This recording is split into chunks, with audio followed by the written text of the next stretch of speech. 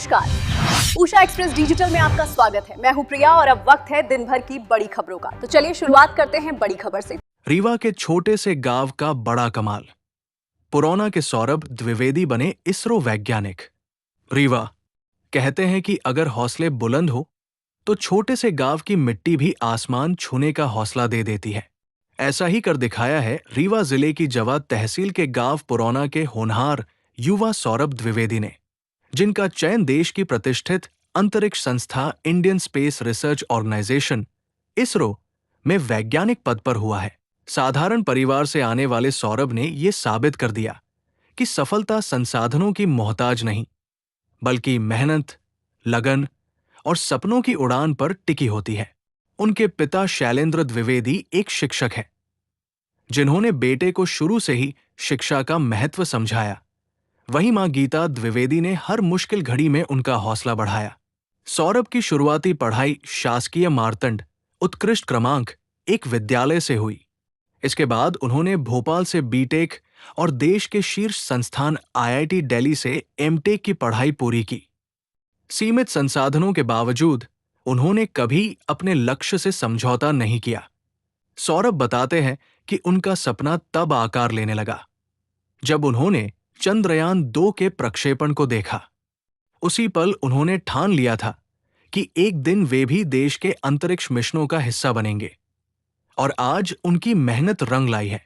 ये सफलता सिर्फ एक व्यक्तिगत उपलब्धि नहीं, बल्कि पूरे क्षेत्र के लिए प्रेरणा है।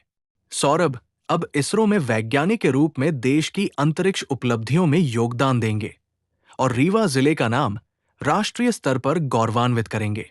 गांव पुरौना से लेकर पूरे रीवा जिले तक खुशी और गर्व का माहौल है। हर कोई सौरभ की इस उपलब्धि को सलाम कर रहा है। क्या नाम है आपका और यह सौरभ का चयन हुआ है, कैसा लग रहा है आपको? मेरा नाम सृष्टि त्रिवेदी है। सौरभ दादे का जो सिलेक्शन हुआ है उससे हमें बहुत खुशी है और बहुत प्राउड फील कर रहे हैं कि उन्होंने ये सब अचीव किया है। सर, मेरा नाम मयंक द्विवेदी है और सौरभ मेरा छोटा भाई है। कल आए रिजल्ट में उसका इसरो में साइंटिस्ट के पद पे चयन हुआ है और घर पे बहुत अच्छा माहौल है, सब बहुत खुश हैं।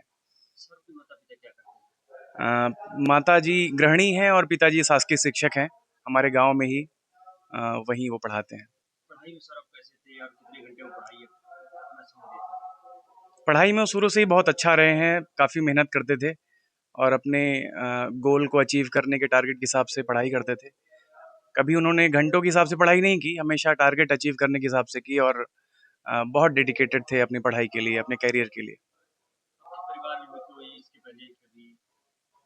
नहीं सर, परिवार में कोई कभी नहीं रहा। हमारे बब्बा जी, दादाजी हमारे पोस्ट ऑफिस में थे, पिताजी हमारे शासकीय शिक्षक हैं और इतनी बड़ी उपलब्धि तो कभी नहीं मिली, ईश्वर के सौभाग्य से आज ही मिली है। बात हुई, उन्होंने सबसे पहला कॉल हम ही को किया, पर मैं उस टाइम पे रास्ते में था तो बात नहीं हो पाई। फिर माताजी को किए, माताजी से बात हुई, फिर धीरे-धीरे परिवारजनों को पता चला, सब में बहुत खुश हैं सब और बहुत हर्षोल्लास का माहौल है। सौरभ से आपकी बात हुई होगी, सौरभ ने क्या बताया, कैसे उसका मतलब इसमें इंटरेस्ट हुआ, कैसे? सर, ये बात काफ़ी 4-5 साल पहले की है, जब चंद्रयान-2 की लॉन्चिंग हो रही थी। पूरा देश देख रहा था कि भारत अपना सैटेलाइट चाँद पे उतारेगा, साउथ पोल पे, लेकिन कुछ सेकंड्स में वो सफल नहीं हो सका, सॉफ्ट लैंडिंग नहीं हो सकी। तो कहीं न कहीं उनके दिमाग में ये विचार आया कि एक बड़ी संस्थान में, ऐसा स्पेस एजेंसी में जाना चाहिए और उसी के लिए उन्होंने तैयारियाँ की।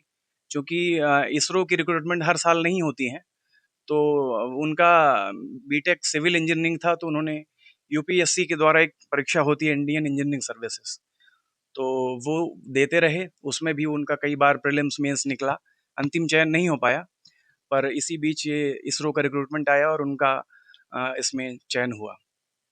कौन से इनका रैंक आया है?